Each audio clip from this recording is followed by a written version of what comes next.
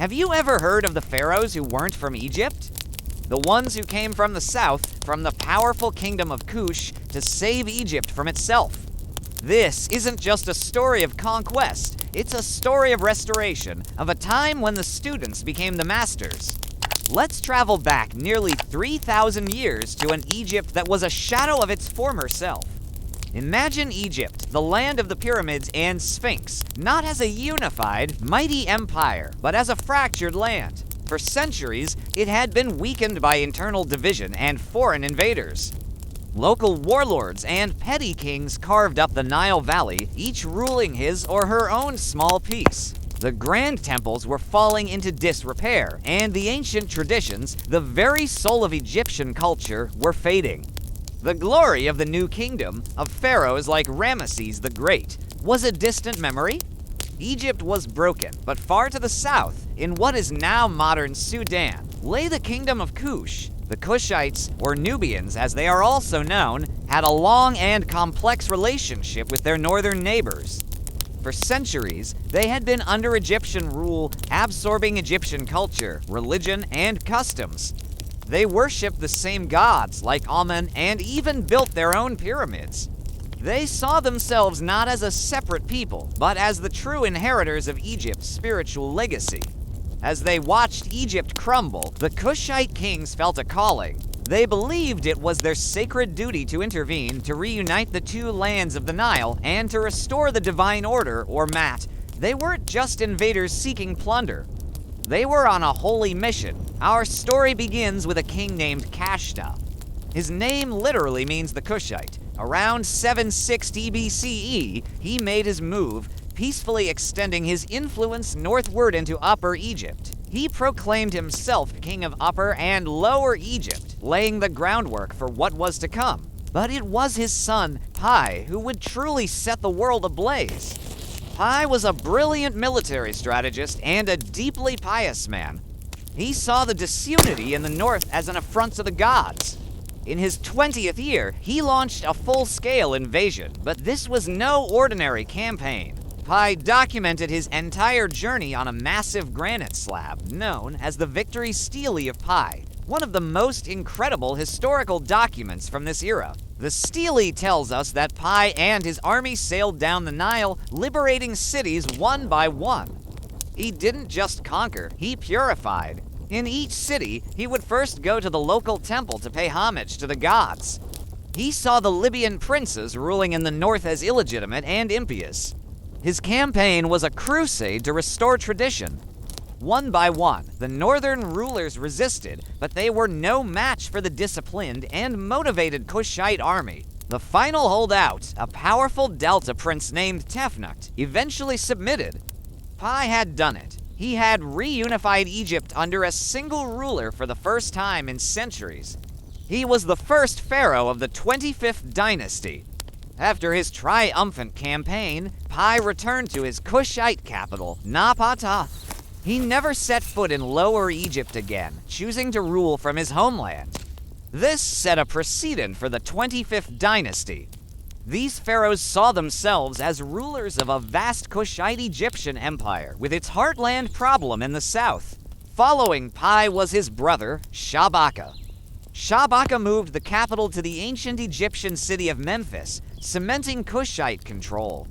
He was a great builder and is famous for the Shabaka stone. This incredible artifact is a slab of basalt inscribed with the Memphite theology, an ancient creation myth. By ordering this ancient text to be preserved in stone, Shabaka demonstrated his commitment to safeguarding Egypt's oldest religious traditions.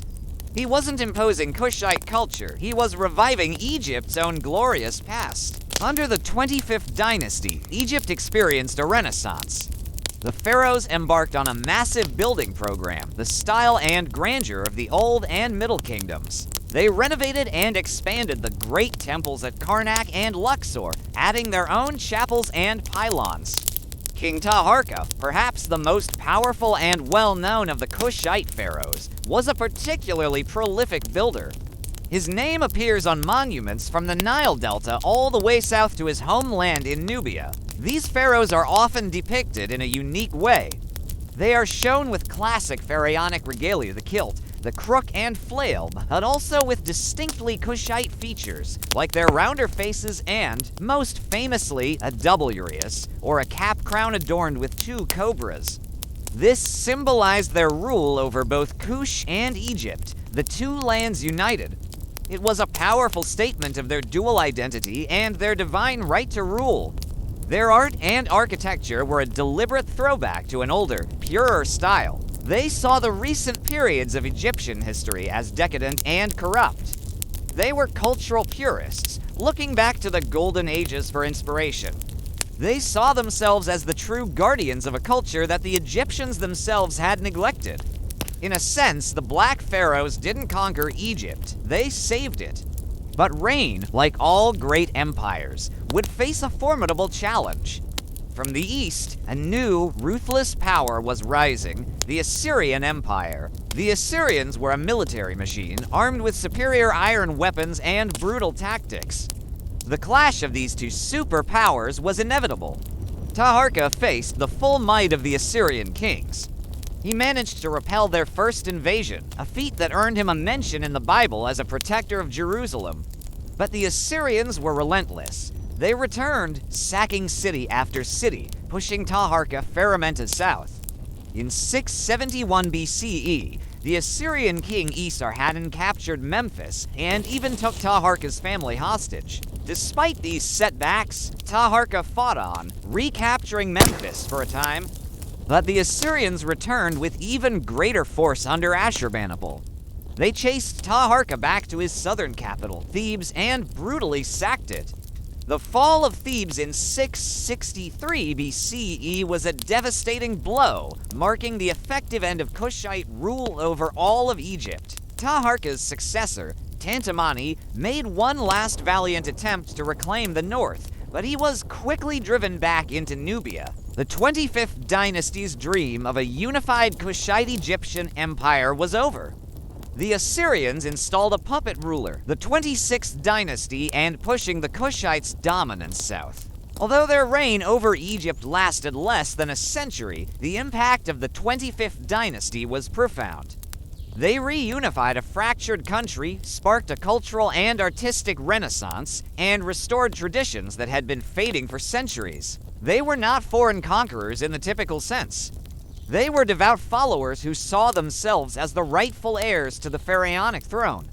After being pushed out of Egypt, the Kingdom of Kush continued to thrive for another 1,000 years, centered around its new capital, Meru. They continued to build pyramids and worship Egyptian gods, preserving this unique blend of cultures long after it had faded in Egypt itself. The story of the Black Pharaohs is a crucial, yet often overlooked, chapter in a world of history. It challenges our preconceptions of ancient Egypt and reveals a dynamic, interconnected Africa. It's a powerful reminder that history is not always a simple story of North conquering South, but a complex tapestry of cultural exchange, reverence, and revival. The pharaohs who came from Kush didn't just rule Egypt. They revitalized it, breathing new life into its ancient soul. Have you ever heard of a city with more pyramids than all of Egypt? A place where the sands whisper tales of powerful queens, vast wealth, and an industrial revolution that predates Europe's by centuries. Today, we're journeying south of the Egyptian border, deep into the heart of ancient Nubia, to uncover the secrets of Meru, the iron capital of Africa. Forget everything you think you know about ancient civilizations. Meru wasn't just another kingdom living in Egypt's shadow. It was a powerhouse, a beacon of innovation and culture that forged its own destiny. For over 1,000 years, from around 800 BC to 350 AD, the Kingdom of Kush, with Meru as its capital, thrived along the fertile banks of the Nile. So, how did this civilization rise to such prominence? The story begins with a shift in power. As Egypt's new kingdom began to fade, the Nubian kings of Kush saw their opportunity. They even conquered and ruled Egypt for a time as the 25th dynasty, the Black Pharaohs. But eventually, they were pushed back south. Instead of fading into obscurity, they established their new capital at Meru. This location was a strategic masterpiece. It was far enough from Egypt to be safe, yet perfectly positioned at the crossroads of major trade routes connecting the African interior with the Red Sea and the Mediterranean world. This is where the story gets really interesting. While Meru traded in gold, ivory, and exotic animals, its true power lay in something that would change the world forever: iron. The region around Meru was incredibly rich in iron ore and the hardwood forests needed to fuel the furnaces. The Kushites became master ironworkers. Archaeologists have discovered massive, man-made hills of slag, the dark, glassy byproduct of smelting iron, some towering several meters high. These aren't just piles of ancient waste.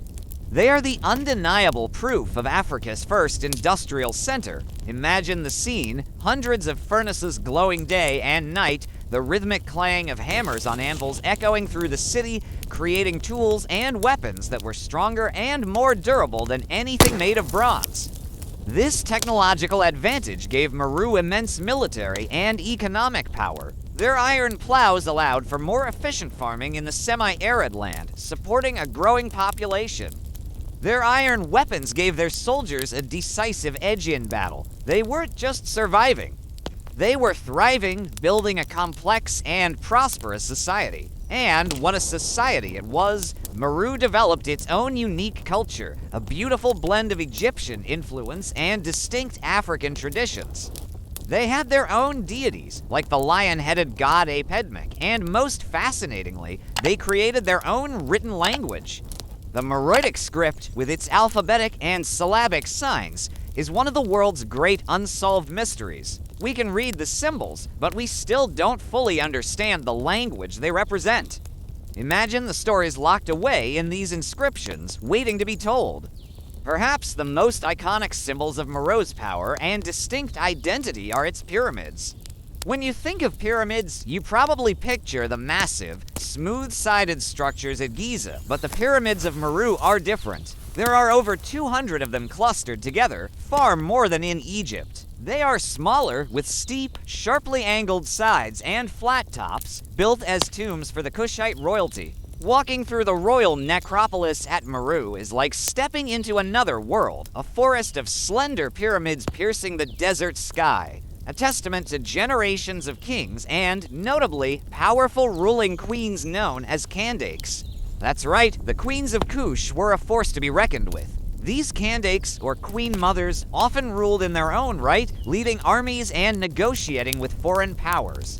One of the most famous, Queen Amenirinas, successfully resisted the might of the Roman Empire. When the Romans tried to push south into her territory, she led her army in a fierce counterattack, even managing to raid Roman Egypt and bring back a bronze head of the Emperor Augustus as a trophy. They buried it beneath the steps of a temple so that everyone who entered would symbolically tread on the head of their enemy. Now that's a power move. So, what happened to this great city? Like all great empires, Meru eventually declined.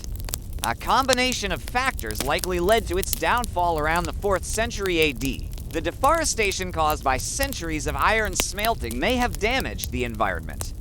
Trade routes shifted, bypassing the city. And finally, the rising power of the nearby Kingdom of Axum delivered the final blow. The city was abandoned, and its secrets were slowly buried by the sands of the Sahara. For centuries, the story of Meru was largely forgotten, overshadowed by its more famous northern neighbor.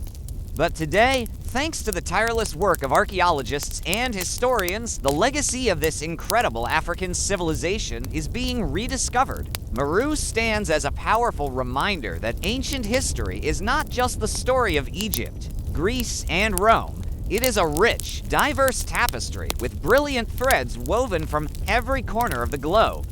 The City of 200 Pyramids and Africa's first industrial revolution challenges our perceptions of the ancient world. It's a story of innovation, resilience, and a unique cultural identity that flourished for over a millennium.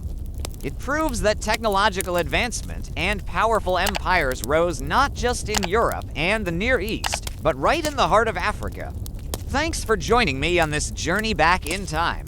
If you found the story of Meru as fascinating as I do, please hit that like button and subscribe for more deep exploration into the forgotten corners of history. Let me know in the comments what other lost civilizations you'd like to explore next. Until then, keep asking questions and keep exploring.